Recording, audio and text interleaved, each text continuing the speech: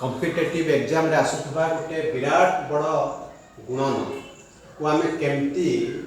अति सहजरे से गुणनर शेष में केतोटी शून्य रमें केमती इजिली बाहर करवा चलतु निम्नलिखित गुणफल देख शून्य संख्या निर्णय कर देख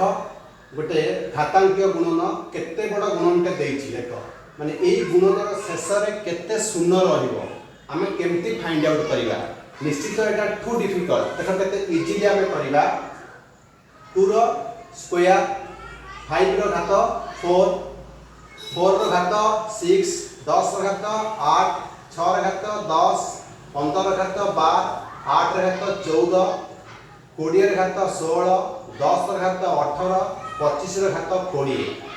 देखो एटा केते इजिली आमे ताको ए गुणन रो शेष रे केतेटी शून्य रहइबो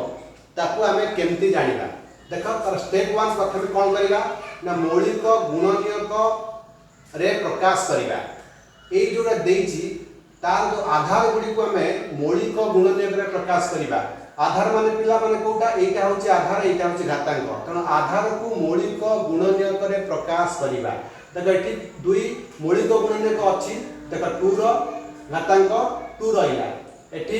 अछि 5 रो घातांक 4 रहिला किंतु एटा देखो 4 गोटे जुग्म संख्या एटा मौलिक संख्या रे नाही सेति पई हम ताको मौलिक गुणन करले एटा हे जिवो 2 रो घातांक केते हे जिवो 12 हे जिवो देखो एठी जो 10 रो घातांक 8 अछि 10 रो घातांक 8 को हम लिखि परिया देखो 10 टा गुणिले हम कोन करबा 2 गुणन 5 सेति पई एठी 2 रो घातांक 8 हे गेला आउ 5 रो घातांक 8 हे गेला ए जो 10 टा अछि ए 10 रो घातांक 8 को मु कन्वर्ट करली 2 रो घातांक 8 गुणन 5 रो घातांक 8 घातांक नियम अनुसार एठी जो 6 अछि 6 टा को हम लिखि परिबा 2 गुणन 3 ताने 2 रो घातांक 10 हे परिबो 3 रो घातांक 10 हे परिबो एठी जो 15 अछि एठी हम लिखि परिबा 3 रो घातांक 5 3 15 3 रो घातांक 12 5 रो घातांक 12 हे परिबो ताने एई 15 टा को हम लिखले 3 रो 12 5 रो 12 सेमति 8 अछि 8 टा को हम घातांक उत्तर लिखले मौलिक गुणनियक घातांक उत्तर लिखले 2 रो घातांक 3 तण 14 3 42 हे देखो 2 रो घातांक 42 सेही परी एटी 20 रो घातांक 16 अछि तण 20 रो घातांक 16 टा को हम लिखि दिले पिला माने केते ना 2 रो घातांक 32 5 रो घातांक 16 कारण केमति ना 20 हैला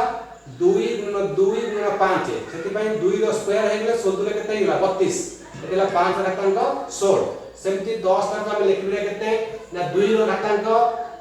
18 5 रो घातांक 18 सेम देखो 25 रो घातांक 20 अछि हम तो लिखि परबे केते 5 रो घातांक 40 कारण 25 टा हम भांगी दा 5 रो वर्ग 2 टा ने गुणिया केते 20 रे 5 रो घातांक 40 हे तरा हम प्रथम स्टेप रे कोन गले जो एते बड़ घातांकीय गुणन देइछि से घातांकीय गुणन को आमे कोन गले ना मौलिक गुणनियक आकार रे प्रकाश करे सब आधार गुडी को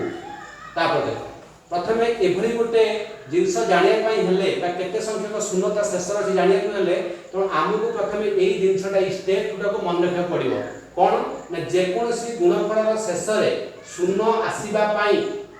आमे साधारणतः 2 गुणन 5 रो जुग्म हंता आवश्यक हेबा दरकार तो 2 रे सिना 5 गुणले मोर केते हबो शून्य आसीबो नहले शून्य आसीबो केमती आमे 3 रे 4 गुणिबा शून्य आसीबो जदि मु मनकर गुणिबी 8 रे 4 गुणिबी शून्य आसीबो कि शून्य आसीबो रे तो सेति पई हमर कंपलसरी जे कोनसी गुणफल शेष रे शून्य आसीबा पई 2 गुणन 5 रो जुग्म संख्या हेबा आवश्यक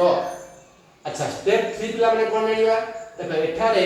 2 संख्या तुलना रे 5 संख्या कम अछि आको मन रखिबो एठी 2 संख्या तुलना रे 5 संख्या कम अछि देखो 2 एठी केतटा घातांक 2 अछि 1 2 3 4 5 6 7 रा अछि देखो 5 रे कम अछि 1 देखो 2 3 4 5 6 टा अछि तो हमर एठु हमें कोन स्टेप 3 कोन बुझले एठारे 2 संख्या तुलना रे 5 संख्या कम अछि तेनु गुणफल शेष रे थिबा शून्य संख्या केवल 5 रो मोट घातांक पर निर्भर करिवो 2 रो घातांक पर निर्भर करिवो नाही मन रखिबो 2 रो घातांक पर निर्भर करिवो नाही तेनु केवल हमर काहर घातांक निर्भर करिवो ना 5 रो घातांक ऊपर हमर निर्भर करिवो 3 घातांक निर्भर करिवो नहीं, केवल 5 घातांक पर निर्भर करिवो जे ए गुणनर शेष रे केते संख्यक शून्य अछि ताहा केवल 5 घातांक पर निर्भर करिवो। देखो तो 5 घात गुडी को हला किए देखो 5 गोटे 4 आ गोटे देखो 5 8 5 12 5 16 और 5 18 5 40 देखा आम घातांक नियम रे आधार सब समान अछि माने घातांक गुडी मिसि जीवो तो 5 घातांक केता होबो आको मिसेले 98 तन मोट 98 टी शून्य अछि जदि एटा हम गुणीबा जहा गुणफल बाहरिबो से गुणफल रे 98 टी शून्य अछि। देखो एटा को हम इजीली केमति सहज रे केमति हम ताको एक छोटिया उदाहरण माध्यम रे बुझी परिबा। देखो वाको लिभाई दउची एक छोट उदाहरण में बुझी परिबा पूरा क्लियर से। देखो सपोज एटा हम बड़ घातांक गुण देखिला हम छोट कर दउची। देखो हम लिखली 8 घातांक 2 गुणन 3 घातांक 2 गुणन लिखली 10 घातांक मन कर मु लिखली 2।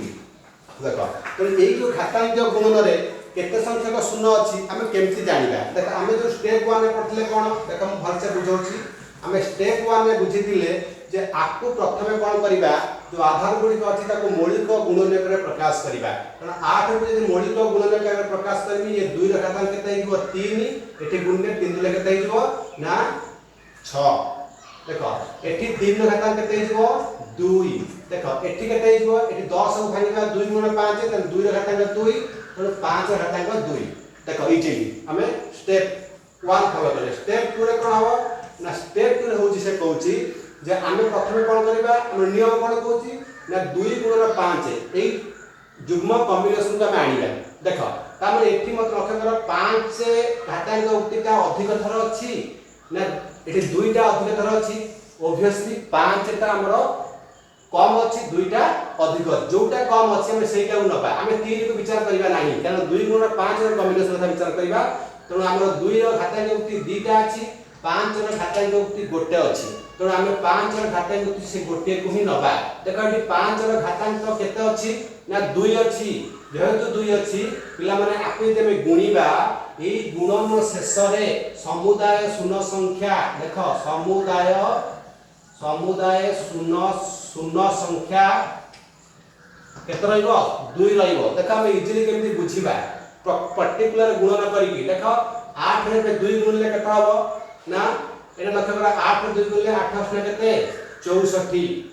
एठी हम गुणी देबा। देखो एठी 2 रे घातांक केते अछि 6 अछि एठी 2 रे घातांक केते अछि हमरो 2 अछि। देखो गुणी दियो एटा गुण ले केते हला 64 एटा गुण ले 3 3 केते हला 9 अच्छा एटा गुण ले 2 ले केते हला 4 एटा गुण ले 5 5 केते 25। देखो आकु जे हम गुणन कर देबा देखिबो गुणन रे हमर केते आसीबो 2500 केते 100 नरे गुण 900 कारण हम 64 रे हम केते गुणीबा 900 गुणीबा। देखो 64 9 गुण दियो 9 तो 36 36 रु 6 नेला केते 3 954 3 57। देखो 566 एठी दिगा शून्य बसेबा। देखो हमें गुणी की देखले दिगा शून्य हमें स्टेप फॉलो करी की कहितले केते शून्य गुणन रे दिगा शून्य रहइबो। तो ए टेका तो बुझी पाइलो कि नहीं जदी बुझी पाइलो तो तुम सांग साथी माने को ए वीडियो टू बहुत मात्रा रे शेयर करो। बहुत ए वीडियो पूरा बहुत उपयोगिता अछि तो बहुत मात्रा शेयर करो कमेंट करो फॉलो करो।